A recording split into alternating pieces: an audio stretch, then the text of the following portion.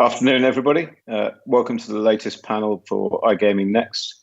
This one, eliminating the gambling stigma. Hopefully you've all been listening in today. There's already been quite a lot of chat around issues around actions to do with ESG. And this one will this panel is designed to take on some of those questions head on. I've got with me a very good panel. We've got Liesbeth Oost, the Sustainability Manager from Aspire Global, and we have Kelly Perry, who is the ESG genius at Edison Investment.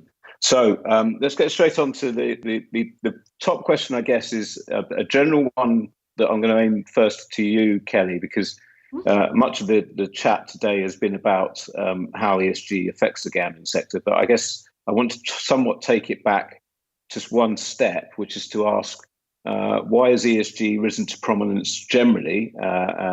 What is it about companies that have strong ESG principles that appeals to their investors? Yeah, first of all, thanks everybody for inviting me along to be on this panel. Great to be here. And I've heard that it's a great conference so far, so thank you again for having us. Look, I think ESG has, it's not new. It's been around for many years now, and investors have been voicing their concerns around sustainability for several decades. But actually, you might look at 2020 and 2021 as the coming of age for ESG, and that's for many reasons. I mean, there are a couple of drivers of why this is important now, and I'm sure Liesbeth at Aspire will be able to sort of attest to this, but you've got things like the new regulations that are coming in. Without chucking too many acronyms at you, we've got SFDR and NFDR. These are sort of mandatory regulations that are SFDR applies to all financial market participants, and NFDR applies to the larger companies, sort of 500 plus employees, about their non-financial information disclosure. These regulations are coming in, they're mandatory, they're the ones that are going to be driving the importance of ESG to businesses. You've also got government policies coming into play, which can't be ignored.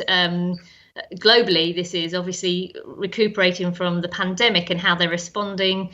You've got the Build Back Better initiatives across the globe from governments, and France has allocated 100 billion in their rescue package, with 30 billion of that being allocated to earmarked for green hydrogen, for example, cycling and rail links, retrofitting of buildings. So you've got the government drivers, you've got the policies, and you've also got sort of the developments on the institutional investor side. So that includes, 80% of investors now are including ESG considerations into their investment decisions, and they're building their own different groups and networks in order to push and drive sustainability. And they also have a commitment to net zero targets as well. And then ultimately, as a result of all these changes and these drivers, you're then seeing a shift in the fund allocation globally. So around 40 trillion assets under management are now falling into ESG portfolios, and that's a third of the global assets under management. So it's these drivers that are really bringing ESG to the importance and the prominence to what it is now. Yeah. Okay. And I think one aspect of ESG, probably people are quite willing to say that they understand a bit about, which would be the environmental aspect, and that makes a lot of sense in a lot of other industries potentially, but with the gambling sector, there might be less of a focus on the E part, but maybe it's the focus on the S and the G, which would be more of interest, or certainly more pertinent to this industry. Liesbeth, could you maybe touch on some of the issues around societal and governance elements of ESG? Yes. What we just discussed, like sustainability is increasingly everywhere, and it's really our investors or employees or suppliers, like the whole range of stakeholders who have been gaining this more importance. And then we need to look like, what does sustainability mean for your company in specific, and how can we contribute to society in a way that we can limit the negative impacts, but also maximize a positive contribution. And then looking at where we have an impact on society, there's definitely a big weight on the S of the ESG, the social part, because this is where factors like responsible gambling, responsible marketing, like the safe user experience, the consumer health comes to the front, but also more internal social aspects of the company. How do we cater for our employees? How do we recruit and attract and retain them? How do we train them? Diversity and equality. So I think especially for our industry, the S is very important, if not the most important. Because I guess the most obvious area would be is around responsible gambling, clearly, and I suppose we're in a tricky state in a sense, in that the responsible gambling debate across many countries is at different stages of its evolution, one might say. But certainly when it comes to the UK and certainly other parts of maybe Scandinavia, the responsible gambling issue has become much more to the fore. What I was wondering there, Kelly, is to what extent are institutional investors aware that problem gambling is a debate that's going on within the sector, and are they aware of where the industry stands on the issue? That might not be quite so obvious sometimes. Yeah, look, I think when you're looking at ESG, there's an element of looking at this in a holistic view, and that's across different sectors. So yes, investors are well aware of sort of the complexities and the stigmas around the gaming and gambling sector, and for that reason, the gambling and gaming sector tends to be for the more pure play investors, for example, the impact only investors are likely to put them into like a sin stock bracket. But actually, there's a much broader group of investors, right? So it's not just across the impact only investors. You've got the broader, sort of more committed to sort of financial returns, and the impact is at the opposite end of the scale. So for sure, I think you're going to still see investment into this sector and into this space, and it shouldn't be something that be a reason to avoid sustainability, for example, and sustainability strategies and building them into your business. Responsible gaming is something that I think is really important for investors to get a look at, right? So if you're building a sustainability report, building into how you're attacking or approaching a responsible gaming is really important for investors to see. Now, what they're really keen to see is they don't want to sort of burn and churn the customers. What they want to see is retention of customers and following the game, the journey, etc. And what's important for the investor is actually looking to see that the customer's being taken care of. So this goes back to your previous question that Liesbeth answered on around the social side. It's really, when you look at your stakeholder groups, you need to look at the broad spectrum, and the customers are definitely one of them that investors will be keen to analyse and look into and understand your metrics around that.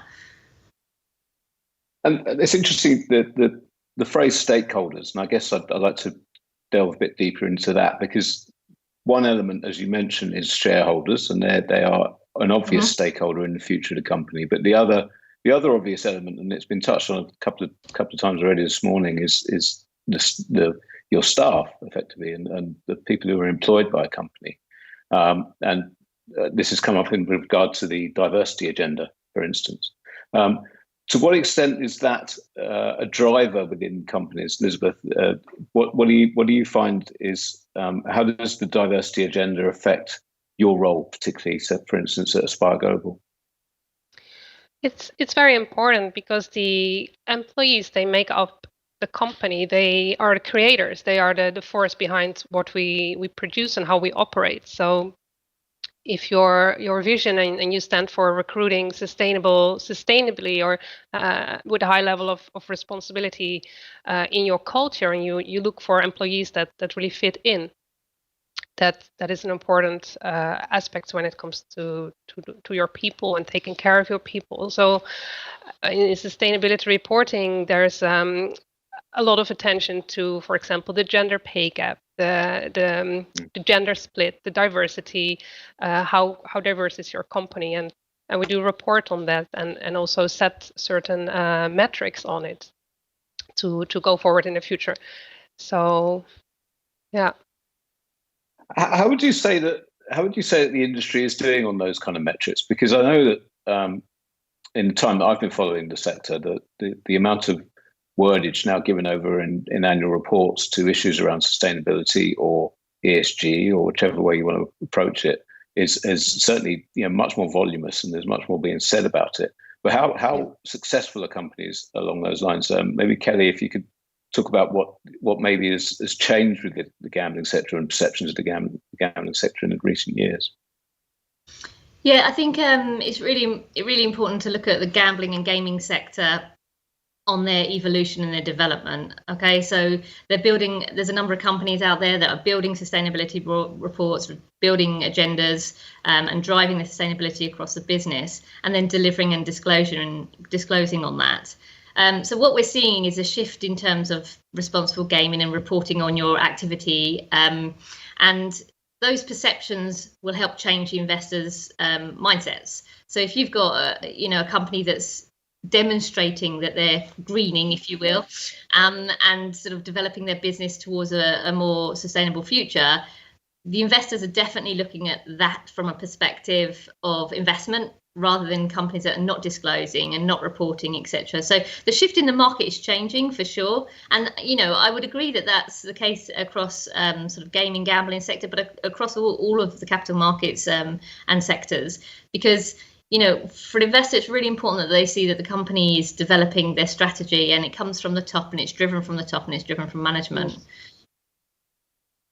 Yeah, and to add to that, it's not only anymore the annual reports that we report in. A lot of companies, they produce sustainability reports. We produced one that's like 40 pages going into all these topics and setting metrics and KPIs. So you can create more of a transparency towards topics and hold yourself, but also other people can hold you accountable for it, because next year we're going to report and reflect back and set new goals. So this is very important. A topic there what Kelly says too. And I would encourage Liesbeth to talk a little bit more about the stakeholder group beyond employees, because I think that's a really important piece for other companies in this sector to look at holistically, because the stakeholder group is broad and the investor community is really interested in how you approach all of them. When you're looking at S&G, which you've mentioned before, Scott, your questions around the importance of S&G beyond environmental, they're looking not only at the staff, but also your clients, but into your government and policy maker contributions, etc. And I think Aspire Global are doing a really good job at getting into their supply chain as well and communicating that. I think that's really important for those who are sort of listening in today to hear about how you look at the broader stakeholder group. And the point that Kelly made, check, do you have a sustainability committee, and who sits on there? How do you have a board member on it? Are there executive management people on it? The sustainability culture, but also the commitment, needs to be carried from the top. Otherwise, your job or my job isn't working. So this is really great. I report at least quarterly to the sustainability committee, which is 2 board members and 2 execs, and this really gives them the push, but also the importance to the goals and the planning we're setting there together. How difficult is it to ensure that if you have a sustainability agenda at the top level of a company and it's there at the board level, and you're trying your best to give an outward face for what the work you're doing, how important or how tricky is it to make sure that is being sustained throughout the company? Because I'm assuming in a very real sense, in the governance stake, in governance and society side of ESG, it comes down to customer interaction. How do you deal with a customer interaction? And that's going to be at a much lower level than maybe you, Elizabeth, or anybody else at a board level. It's obviously going to be down at the kind of the coalface of in customer interaction. How do you ensure that travels down? Yes. Totally. I work with so many different stakeholders and business units within the company. Everywhere I have the direct line who is actually responsible for that. So if we as a company can commit to the goals, we can also push the business units for it to gain those goals. And with them. I'm having regular sessions and reporting and really going in depth to the different business units, like how can we improve. And there's, for example, the player sustainability, the player retention, player interaction. That's a very important part, and we have big teams there, and we're working now together with university research too to improve there and be more collaborative with the industry. So I think when we talk about sustainability as a means to a goal, it's really a means to an ever evolving a goal. It's not, sustainability is not an end in itself. I think it will always change, and this is how we need to approach it. We should all the time ask ourselves, like, how can we improve this? And I need to leave it up to the experts, but as long as the commitment in the company is there, that's one of the most important parts. And the industry has been evolving. We are not like here for the short term. We're here to stay, and this gives more confidence to companies to look 5 or 10 years ahead instead of just the next quarter and base maybe decisions more on finances than more like the sustainability goals, which needs some investments right now, but they will give back in the long term. And then just to add to that, actually, Liesbeth, I think back to Scott's question around how can you ensure that sort of sustainability and ESG is driven throughout the whole business. You know, a lot of what we want to see in sustainability reports and research reports, etc., is not only the disclosures but also the building into the operations, because then you've got that concern of greenwashing. Is you can talk the talk, but you need to walk the talk. You know, so I think the key is once you've built your sustainability report, or even before, you should certainly be paralleling the build into your operations and across the business and different group areas and geographies. And that's something that, you know, reporting on is really important to be able to demonstrate your materiality around that. And this, I think, when we speak about environmental, social governance, for some topics, it's much easier to put numbers on it or KPIs. And environment has lots of frameworks and structures where you can report to. So maybe this is easy to understand for people too. But when it comes to the social part, it's much harder. There is not an agreed framework. We're kind of like on the way of inventing it ourselves. And we have seen some companies setting like great initiatives on how to measure progress. And I think we'll see that more and more. But also from the investor side, it's harder for them to analyze the risks on the social factor. So when it comes to negative screening, which you just said, maybe that's also part why that is still happening, because it's really difficult to set the framework and have everyone reporting on something that can be analyzed in a similar way. Yeah. This is a key issue, isn't it, Kelly? Is that in the wider ESG space, we don't simply have a set of rules that everybody can understand and everybody can possibly follow. All the various indexes when it comes to ESG will follow different metrics, and will, you know, often companies that will fall foul of the rules in one according to one screen might not fall foul to another company's screen. So that makes it a harder job. It's a harder target to hit, isn't it? Because it is always moving at the moment. Yeah, it's a very complex space actually, and you know, companies have got to navigate around not only the different regulations that are coming in that apply, but also the different frameworks that are out there and applicable to their business and their sector, but then also to the indices and the rating agencies.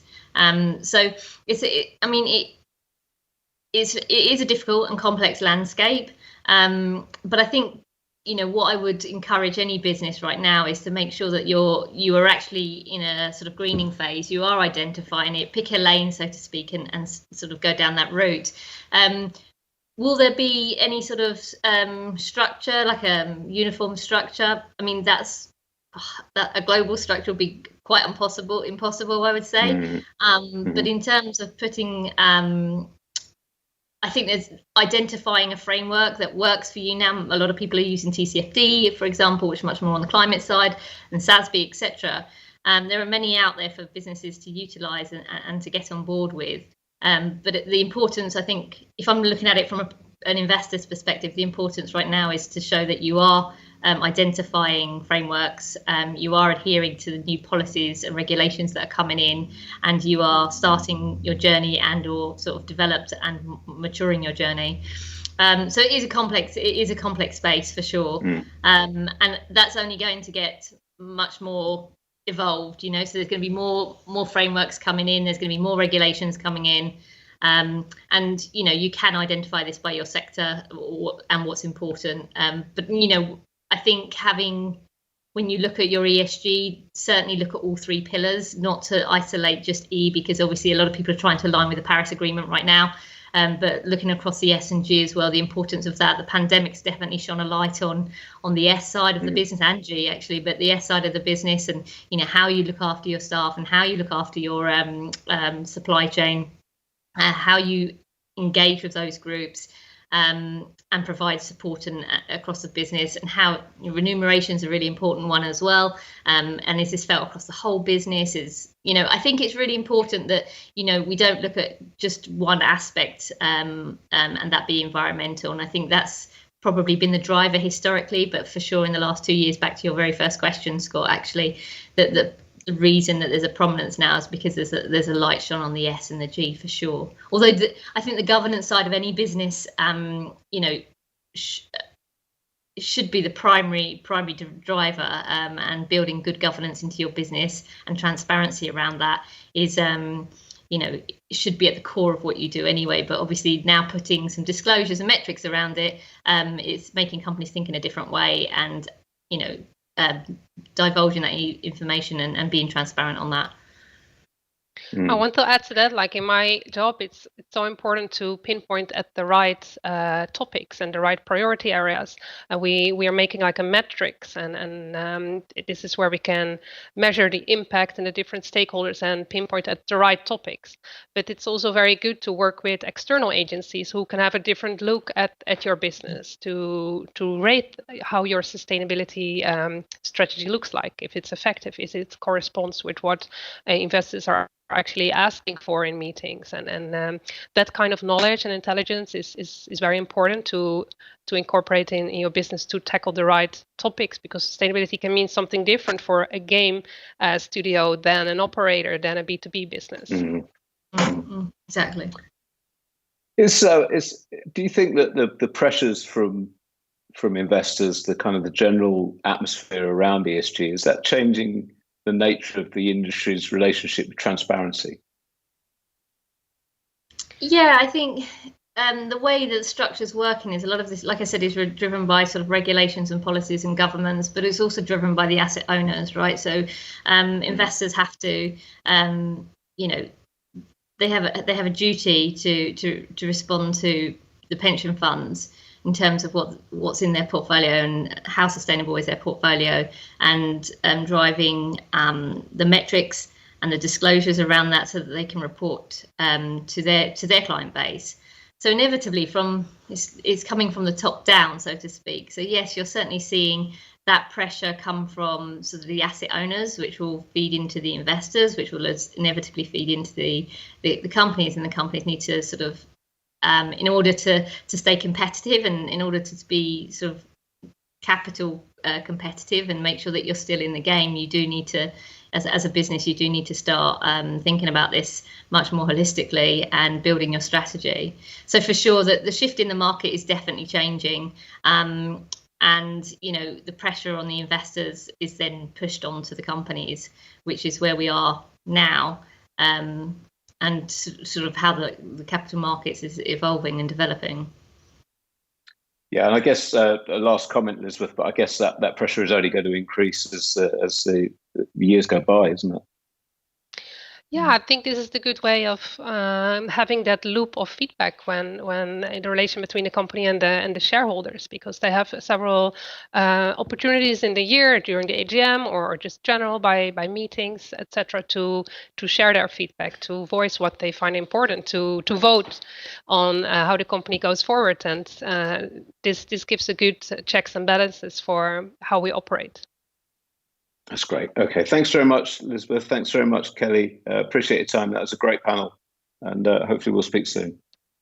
Thank you. Really enjoyed. Thanks, everyone. Thanks for having us.